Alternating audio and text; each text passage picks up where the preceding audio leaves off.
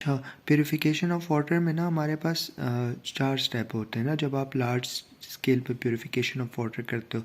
तो एक तो स्टोरेज आ जाती है, फिर सेडिमेंटेशंस होती हैं, फिल्ट्रेशंस होती हैं, फिर क्लोरीनेशन होती है। ठीक है, तो स्टोरेज और सेडिमेंटेशन और फिल्ट्रेशन में तो इतनी ख़ास कोई बात नहीं है। ठीक है, लेकिन ये जो क्लोरीनेशन है तो ये प्रॉपर करना है। ठीक है, अब देखो क्लोरीनेशन क्या होता है कि हम जब वाटर में क्लोरीन ऐड करते हैं तो उस फॉर इम्प्योरिटीज़ जो हैं उनको किल करने के लिए, ठीक है, इम्प्योरिटीज़ को रिमूव करने के लिए, प्योरीफिकेशन करने के लिए, तो उसको आप वो क्लोरीनेशन कहते हो। ठीक है, अब क्लोरीन जब हम ऐड करते हैं ना तो ये बेसिकली हम क्लोरीन जो होता है ना, वाटर का जो नॉर्मल पीएच होता है ना, ये हमारे पास 6.5 से 8 के बीच में होता है ना। तो क्लोरीन जो होता है बेसिकली मोर इफेक्टिव होता है एट 7 पीएच ऑफ वाटर। ठीक है, अब क्लोरीन जो है ना, ये हमारे पास इसके कुछ फंक्शंस होते हैं ना। ठीक है, इफ़ेक्ट्स होते हैं। ठीक है, इफ़ेक्ट क्या होता है, एक तो जर्मिसाइडल इफ़ेक्ट है कि डिफरेंट माइक्रो ऑर्गेनिजम्स को किल करेगा। ठीक है, इसके अलावा ये क्या करता है कि माइक्रो ऑर्गेनिजम्स को तो किल कर देता है, लेकिन डिफरेंट स्पोर्स हो गए, वो वायरसेस को स्टिल किल नहीं कर सकता। ठीक है,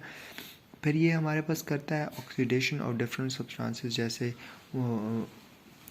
आयरन हो गया, या हमारे पास आयरन हो गया, या मैग्नीज़ हो गया, या हाइड्रोजन सल्फाइड हो गया, तो उसकी ऑक्सीडेशन करता है। ठीक है, फिर इसके बाद जो है ना, ये हमारे पास डिस्ट्रॉय करता है वो सब्सटेंसेस जो किसी भी वजह से वाटर का टेस्ट या उसकी स्मेल जो है वो चेंज करते हैं। ठीक है, इसके अलावा ये हमारे पास जो एल्गा होते हैं ना, और जो स्लाइमी ऑर्गेनिजम्स होते हैं, तो उनको भी कंट्रोल करवाता है, और ये कोगुलेशन जो होता है ना उसको भी हेल्प करवाता है ना। ठीक है, दोबारा बता देता हूँ। सबसे पहले जो है ये हमारे पास जर्मिसाइडल इफेक्ट है, पैथोजन को किल करता है लेकिन स्पोर्स और वायरसेस को किल नहीं करता। ऑक्सीडेशन करता है आयरन की, हाइड्रोजन सल्फाइड और मैंगनीज की। ठीक है, फिर इसके बाद जो है ये जो वो सब्सटेंसेस जो वाटर की टेस्ट या स्मेल को चेंज कर देते हैं, तो उनको भी रिमूव करता है। ठीक है, उनको भी डिस्ट्रॉय करता है, और इसके अलावा control alga and slime and coagulation भी कॉज करवाता है। ठीक है, फिर इसके बाद मेनली इसका एक्शन क्या होता है कि जब हम वाटर में डाल देते हैं ना, तो वाटर में डालने के बाद ना जो ये क्लोरीन होता है ना, तो HCl बन जाता है और HOCl बन जाता है ना, हाइपोक्लोरेट एसिड, क्लोरस एसिड ना। तो हाइपोक्लोरस एसिड जो होता है ना, ये हमारे पास जो HCl होता है ना, तो वो तो न्यूट्रलाइज हो जाता है। ठीक है, अल्कलिनिटी ऑफ द वाटर की वजह से, लेकिन जो हाइपोक्लोरिक एसिड होता है ना, वो हमारे पास एक तो वो हाइड्रोजन में कन्वर्ट हो जाता है, और एक हमारे पास हाइपोक्लोराइट आयन में कन्वर्ट हो जाता है ना।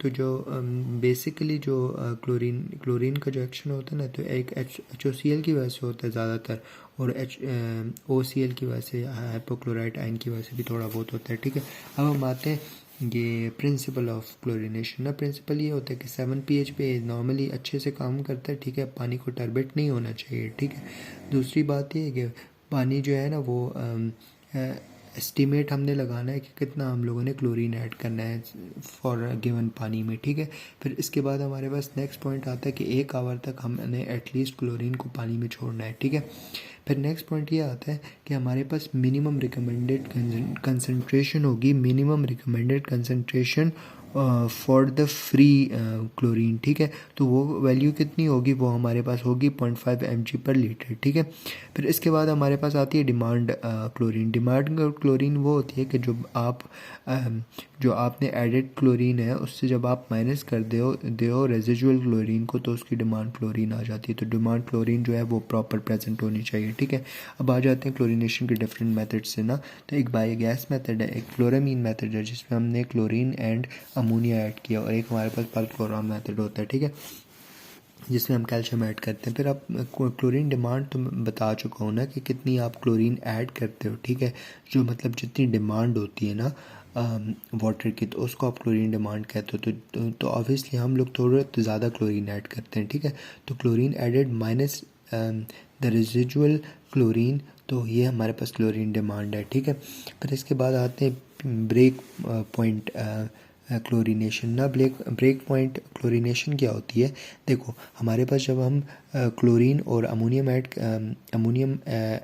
ऐड करते हैं ना, अमोनिया और क्लोरीन ना, ठीक है।